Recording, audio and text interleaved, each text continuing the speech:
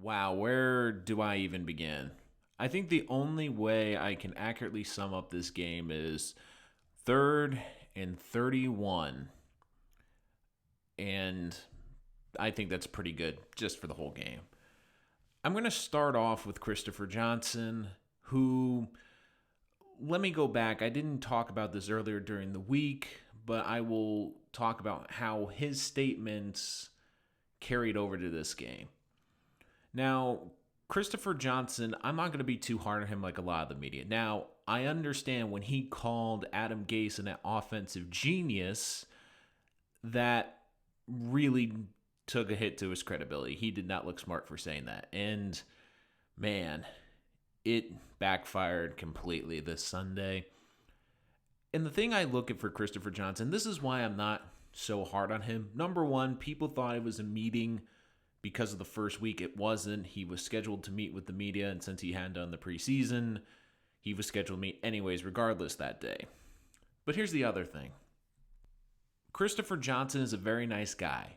I've met him. He wants to succeed, but he wants the guys he brought in to succeed. So when I saw the statements he made during the week, I took two things out of it. Number one, he was supporting his head coach after a bad loss. And here's the thing, it's an owner. He has to do it. It would look a lot worse if he came out and blistered his head coach. Then it would make the Jets look even more like a dysfunctional organization, although I don't know how much more dysfunctional you can get at this point. The second thing, and I thought this was very interesting, was, to me, what this was doing was a feeler. He was putting out to the team that he had confidence in this head coach and wanted to see how they would respond. And the first play of the game, they gave up an 80-yard touchdown run and had no effort and looked dead. And let's be honest, and I said this last week, we knew this was going to be a loss, Jet fans. But you were hoping that there would be signs of life. And if you're Christopher Johnson, this has to be horrifying, because you basically put it out to the team to say, hey, I support this coach. Let's see if you support them. And you got a resounding no. And then you heard the press conferences after the game. I don't know which one was better. Jordan Jenkins saying that he is sick and tired of the attitude of this team, which to me was a shot at Gase. Then you had Sam Darnold on that infamous 4th-and-1 play where the Jets don't hand it to Frank Gore or don't do a quarterback sneak. Instead, give it to Adams for his first carry of the day, although I can't get on him too much because Greg Van Roten can't hold a block. But still, they asked Darnold about that, and afterwards, he basically told them that he's not allowed to audible. So that tells me, number one, Gase doesn't have faith in his quarterback to make an adjustment at the line. But number two is, and I think this is the most likely explanation, is Gase thinks he's so smart that his play is going to work. Man, this offense, just to put this in perspective, Sam Darnold, yeah, he had a 95 quarterback rating. But once again, he didn't get a touchdown till garbage time. They couldn't move the ball. And look, San Francisco is a great team. They have great depth. But Nick Mullins looked more comfortable throwing the ball down the field against the Jets. And Adam Gase, you're not an offensive genius. Shanahan, now that's what an offensive guru looks like, Mr. Johnson. He's just on the other team. There's so much that went wrong today. It was one of those things, today you were just looking for positives. And it seemed like every positive that you had from week one just disappeared. Marcus May did not have a good game. Gave up 2 touchdowns to Jordan Reed. The offense looked horrific. They couldn't get the ball moving. They couldn't convert on 3rd downs. And look, Adam Gase, a great offensive coach, knows to adjust and understand the strength of his roster. Coming into this game, you dress 4 wide receivers. You have Chris Herndon, and you gave an extension to Ryan Griffin, tight ends. Could you maybe get them more involved in the passing game? And here's the other thing, Adam. If you're going to use receivers heavily in your game plan, why are you only dressing 4, especially when one of them is not 100% healthy, and we saw it again today with Perriman, who left the game, and the Jets were down to 3 wide receivers. Everything the Jets have done has been horrible, and I'll get more to Gase, and I'll get more to Sam Darnold, but I have to ask you this, Christopher Johnson. To me, it's not if, but when you're going to fire Adam Gase. And if this continues, you can't let this continue throughout the season. Because this isn't just a bad team or a rebuilding team. The Jets are the laughingstock of the NFL right now. Did you hear all those analysts when they were asked to pick this game this weekend, and they all laughed and smirked? Oh, with the 49ers. This team, the 49ers, you got every break in the book. Their 2 best defensive players were out. Actually, I would say their best 4 players, because 4 didn't suit up and Sherman didn't suit up. They lost their 4 best defensive players. They lost their starting running back, and they lost their starting quarterback for the second half. And you couldn't do anything. You can be a bad team, but at least give us some effort. And you know what this team did? They quit on this coach. That was a message to Christopher Johnson. We don't believe in this coach. We don't believe in this program. We don't believe in this organization the way it is currently constructed with him as a head coach. And nothing was more infuriating than watching this team down a couple of scores, kick a field goal in the third quarter when they're inside the 10-yard line. I'm sorry, but listening to Adam Gase almost brag to the reporters after the game that, he just has to execute. The scheme is good. They just have to execute better. I'm sorry, Adam, but when most of your losses have been by double-digit losses in your career, you're 30-37 as a career head coach, you get blown out again.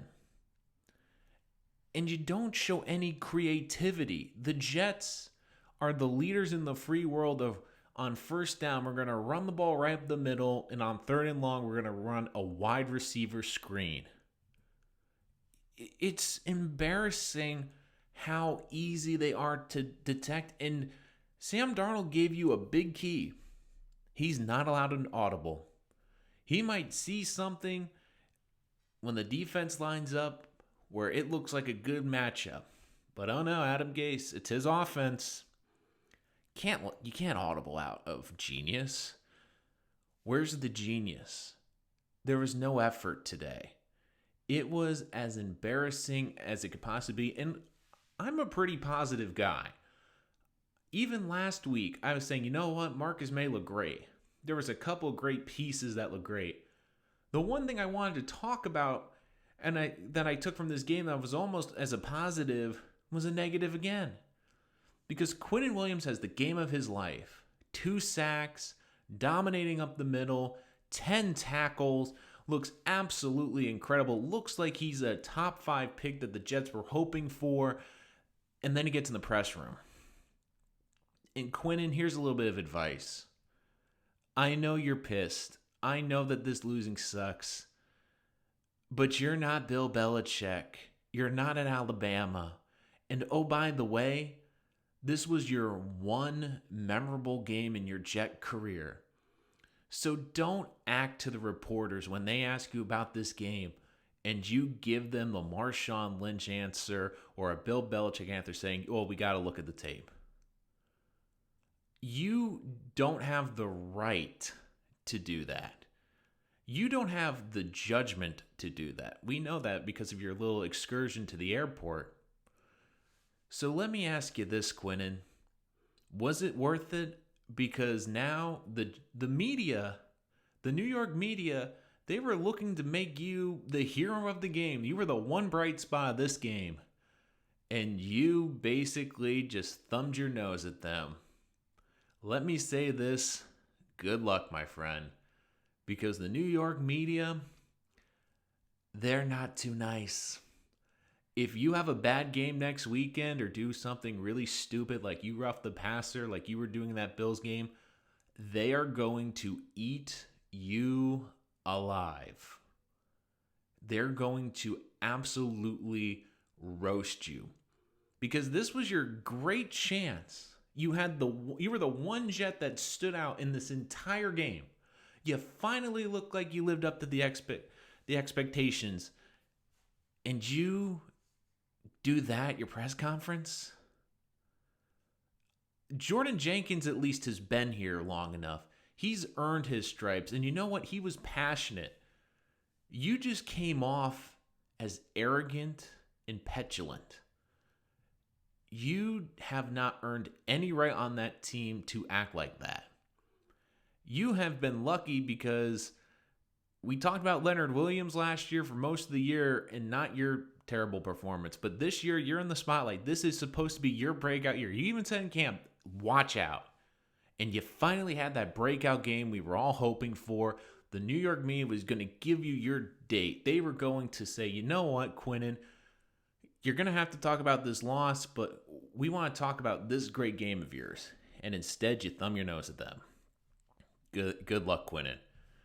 But this team, they're going to be in the bottom. And I said this before the year. And I actually have to give Joe Douglas a little bit more credit that I know people are going to rip him because they're seeing Robbie Anderson doing great in Carolina. But look, hindsight's 2020. And let's be honest, Robbie Anderson was incredibly up and down with the Jets. And he went back to his old college coach, Matt Rule, who knows him incredibly well. If the Jets gave him a ton of money and he didn't perform these first 2 weeks, we'd be killing him. So I can't get on him for that. And I know people are going to be looking at this saying, this team is terrible. Joe Douglas should have done more. What more could he have done this offseason? He's starting to work on the offensive line. This is a massive rebuild project. And when he traded Jamal, it took a lot of guts, but I think Joe Douglas was the only honest person in the Jets building where he looked at this roster and said, we're going to be terrible this year. He can say all he wants in the public that the guys are pissed off, that people are picking him to finish so low in the AFC East or in the AFC. But I think he realized I can pay Jamal, take up a massive hit on our salary cap, and pay a guy who's already not comfortable being here and sick of the losing on a team where we're probably going to lose a lot of games this year. And could you imagine if, let's say, best case scenario, Jamal Adams signed a $17 million a year contract and was still here? The Jets would still be getting blown out. But could you imagine how Jamal Adams would be right now with this losing? He would be furious. I mean, he'd probably be telling the Jets to trade him tomorrow. So you can't tell me that Joe Douglas at least had the foresight to say, okay, we're not going to be a good team this year. We're not going to be able to because I finally got my first draft underneath me. And you have to also understand, he's been on the job for a year, but really it's been less than a year because last offseason was his first offseason and his first draft. So he's already kind of a year behind in the process. So I give him a lot of credit. I think he had the foresight to say, look, we're going to be a terrible team. We might as well get a lot of draft capital and open up some cap space for a team that's going to be terrible. And for Sam Darnold, look, I have said this a lot on this show. I'm a huge fan. I think he has the talent to be a great quarterback in this league. But I've used the P word a lot, potential. But there's another P word that has to come out, and that's production. And I'm going to preface this by saying, I understand he has no talent around him. I understand he doesn't have a running game. I understand the offensive line is great. I understand he doesn't have good weapons on the outside. I understand that he has an imbecile as a head coach. I understand all of that. But through just 2 weeks of this season, I've seen things from young quarterbacks that I haven't seen from Darnold. And that's a spark. And in games like this, You look to a franchise quarterback to give you a spark. And Darnold hasn't done that. And yes, I know he was great. He was efficient. But he didn't take shots down the field. And the one touchdown, and I'll give him credit, it was a great play to break out of that sack, scramble, and throw the touchdown. It was a great play. But like last week, it was in garbage time. It didn't matter. So when I look at around the league, Joe Burrow on Thursday night, his second game in an offseason where we didn't have a preseason, and yes, the Bengals have better receivers than the Jets. I get that. But they don't really have a running game. They have a worse offensive line, and he went on the road to Cleveland, who's on paper one of the most talented teams in the AFC, and went toe-to-toe with them and threw the ball 61 times. 61 times. This Sunday, I saw Justin Herbert, who was thrown into action because Tyrod Taylor had a freak injury, against what many are considering the favorite to win the Super Bowl. And he went toe-to-toe in that game.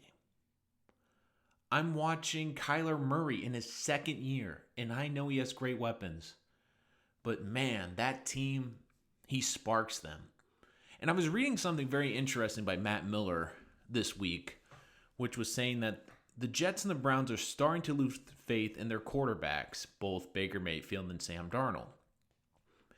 And I'm starting to see where that's coming from. And I get both are not in the best positions. Both have not had the benefit of good coaching. I completely get that. But I'm watching around the league. I'm seeing sparks from these young quarterbacks. And that inspires a team. And everyone can say how good Darnold has looked. How they have to do a better job about helping Sam. But through these first 2 weeks, he's not played well. Today was better because he was hitting open receivers. He was using his athleticism more. He wasn't as bad as Buffalo, but we're in year 3. This is the time where we're supposed to be figuring out who Sam Darnold is at the height of his career. Like, he's supposed to be coming into his own now.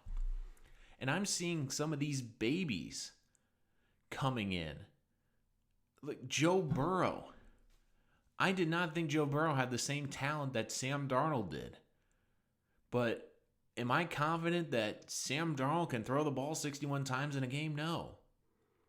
And that's what you saw with Cleveland too. Cleveland has an incredible running game. They have an incredible offensive line. But did you see how they were kind of protecting Baker?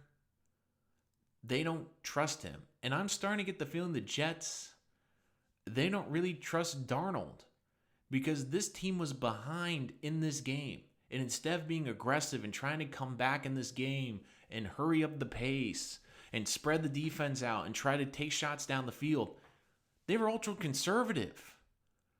I mean, we were talking the game on the line, late third quarter, ball deep in San Francisco territory, 4th and 7.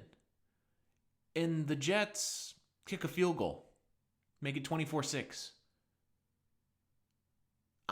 What? If the Bengals were in that situation, you don't think they're letting Joe Burrow throw it? To me, that has to be concerning, and it's telling me that maybe Gase doesn't have faith in Darnold, although, to be fair, I think it should be more the other way around. But if you're the Jets, this year, you have to see something from Sam, because you can't give him a massive contract extension at the end of the offseason if you don't truly believe he's the guy.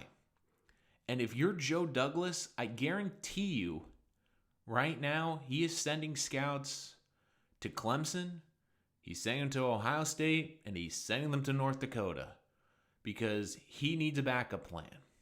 And I said this when the Jamal Adams trade happened. And we have to remember this. Joe Douglas came in after Sam Darnold. Sam Darnold was drafted by the former regime. What wins in this league? Getting a young quarterback for 4 to 5 years where you don't have to pay him.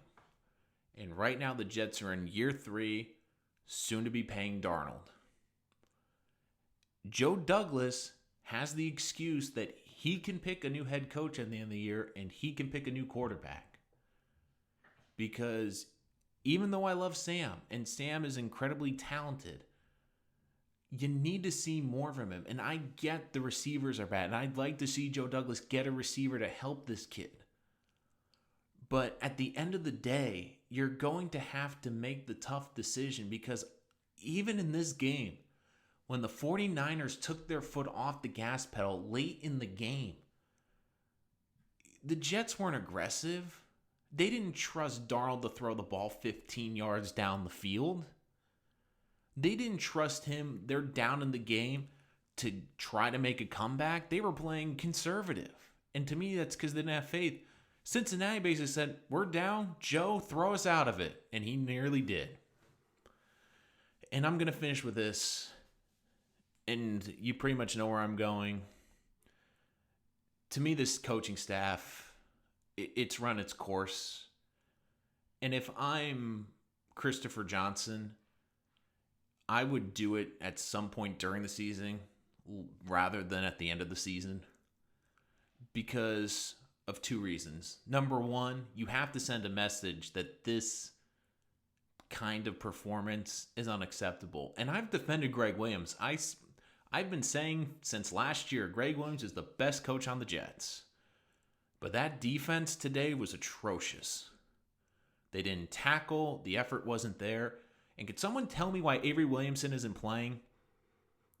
I get that he wasn't part of the Adam Gase regime, but for God's sakes, he's got to be better than the middle linebackers they have out there. I understand he's coming back from an ACL, but he was healthy and ready to go today. And I'm just seeing the middle linebackers the Jets are throwing out, they're getting pushed around. I mean, this guy took a pay cut to still be on this team, and you're not playing him. I don't get the coaching decisions on this team. And I don't think any Jet fans do, let's be honest. So, getting back to what I was saying, the other reason I would make the decision in the season is not to get a head start on the head coaching search, but you have to send a message to these players. And Jordan Jenkins was saying it in the press conference today. He is frustrated because the attitude of this team stinks. And there's too many guys on this team that are not buying in, and the attitude is terrible.